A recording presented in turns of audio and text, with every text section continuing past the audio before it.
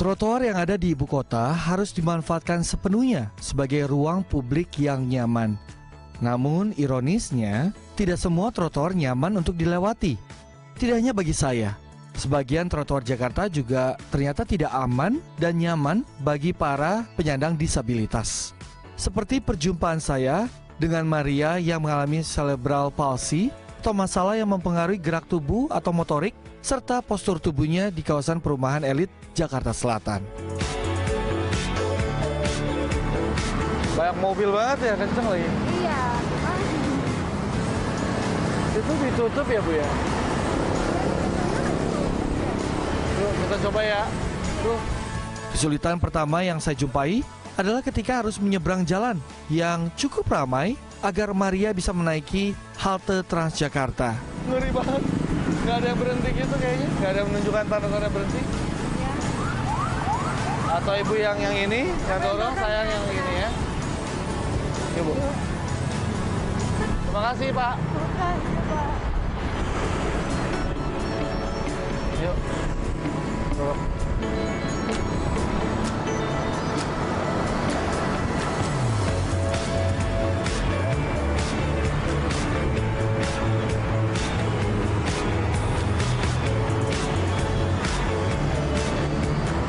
Yuk masuk. Masuk dulu. Bisa. Kayaknya nggak bisa ya, mesti di sana ya. Sini. Tonton aja. Hah? Mbak, ini juga nggak bisa lewat ya?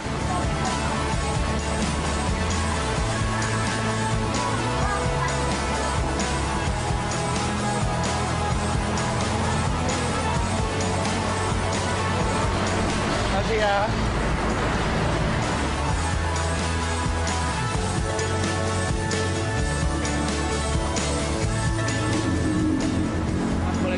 Aduh, ngeri banget. Ya, ada bentar ya. Thank you, Pak. Ya. Maaf ya.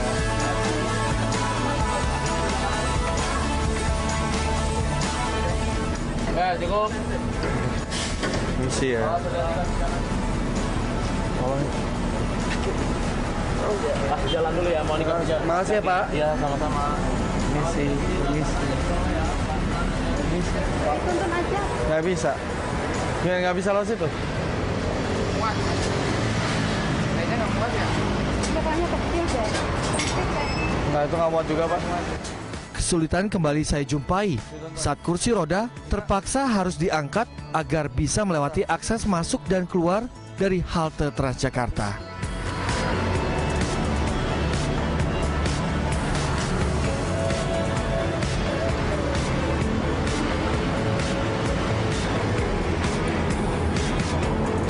Aku angkat aja.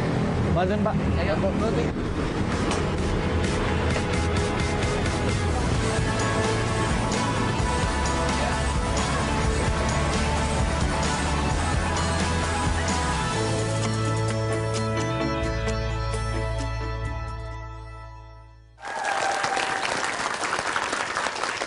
Ya pemirsa, itulah kurang lebih gambaran pengalaman saya melewati trotoar dan bagaimana fasilitas umum bagi para penyandang disabilitas. Ternyata melelahkan sekali. Saya tidak pernah bisa membayangkan bagaimana seorang penyandang disabilitas bisa pergi ke suatu tempat secara mandiri.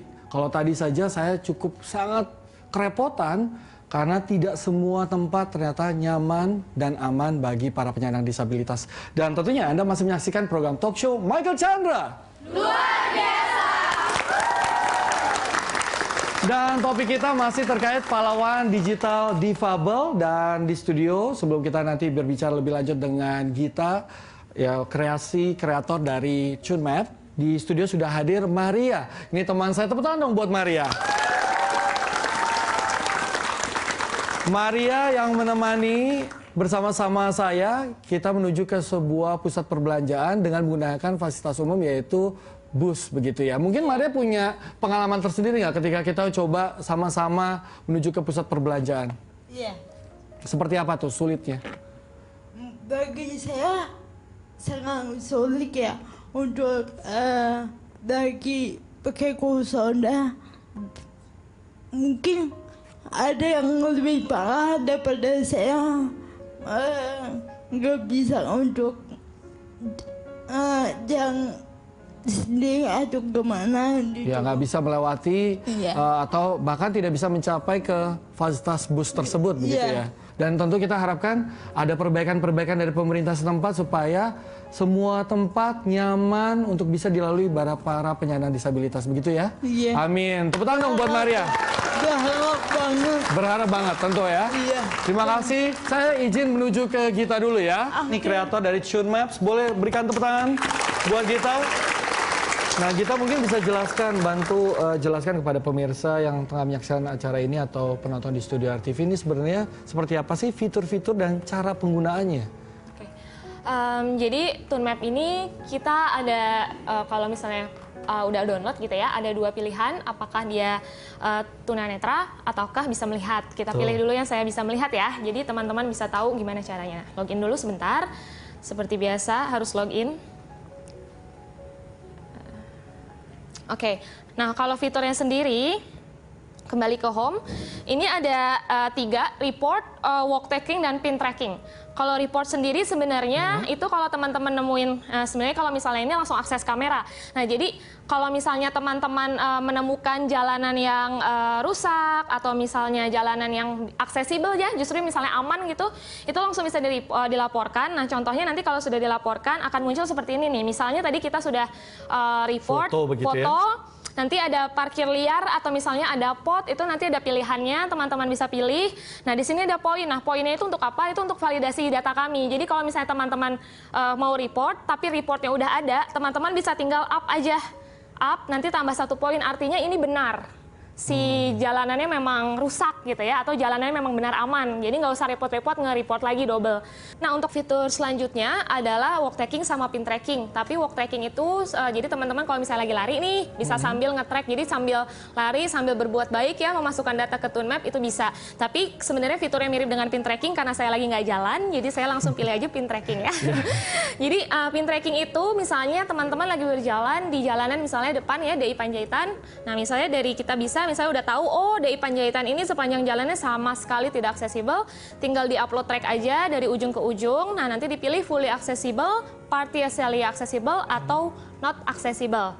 Nah nanti tinggal di-submit, misalnya fully accessible, nah oke, gitu. Nah jadi semua datanya sudah masuk ke dashboard kami, yang nantinya itu akan diterjemahkan ke dalam fitur suara untuk navigasi teman-teman disabilitas netra.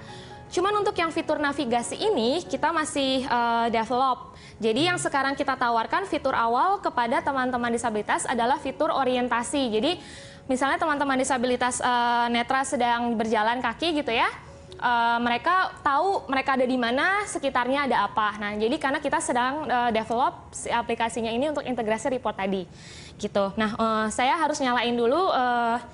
Jadi kalau misalnya di Android itu gimana sih teman-teman disabilitas netra pakai handphone gitu ya? Betul. Nah jadi kita bisa masuk ke sektor accessibility. Di sini ada talkback. Talkbacknya itu kita nyalakan. Nah jadi nanti akan ada suara, fitur suara. When talkback is on, it provides spoken feedback. Nah, jadi aplikasi Tune Map ini sudah fully accessible untuk teman-teman disabilitas netra. Kasih tepuk tangan dong buat Gita. Ya, tadi kan sudah ada pilihan saya bisa melihat, saya sudah masuk ke pilihan untuk saya tunanetra. Jadi karena tadi saya bilang aplikasinya masih di-develop, saat ini teman-teman tunanetra itu hanya bisa untuk orientasi arah, which is yang mereka perlukan juga setelah kita wawancara. Nah, jadi di sini semuanya pakai suara.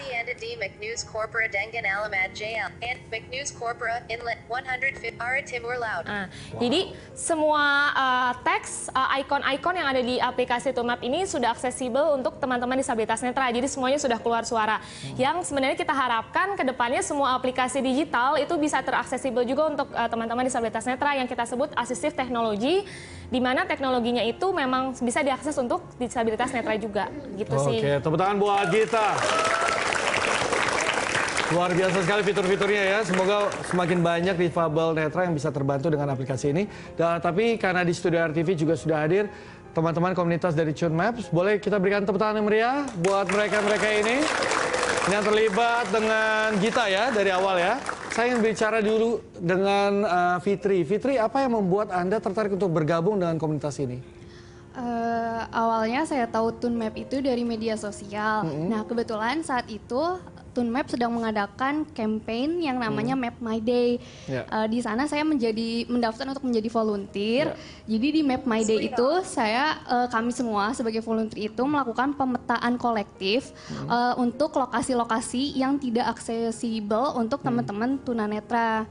Nah, untuk kegiatan tersebut itu kami melakukannya juga bersama teman-teman tunanetra yang membuat saya penasaran dengan Tunmap itu, kok bisa ya aplikasi ini membantu teman-teman tunanetra. Makanya saya ikut menjadi volunteer. Nah, tepuk tangan buat Fitri. Ada satu orang lagi. Ini saya dengan Mutiara ya.